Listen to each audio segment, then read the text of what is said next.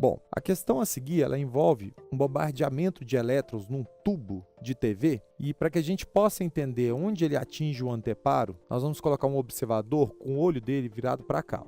Então você vai se colocar nessa situação, você vai ver essa figura aqui de baixo, ok?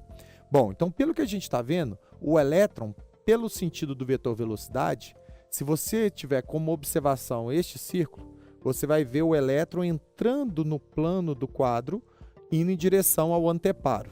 Então, nós vamos fazer aqui o xizinho do elétron em relação à sua velocidade entrando no plano do quadro, ok? Bom, então neste caso, a gente vai observar o seguinte. Pela posição do campo elétrico e pela posição do campo magnético, a gente vai representar, então, um vetor campo elétrico para cima e um vetor campo magnético para baixo.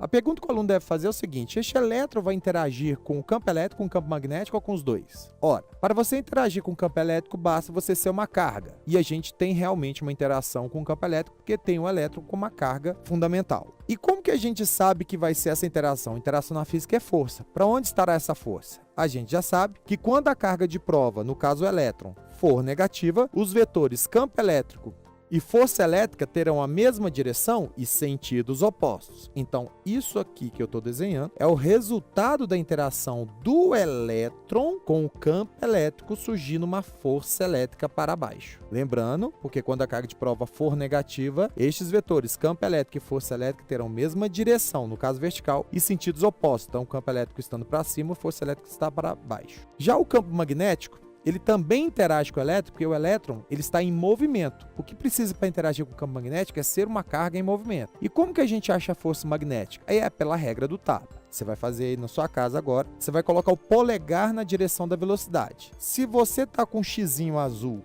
no centro, você coloca o seu polegar apontando exatamente para a folha, entrando.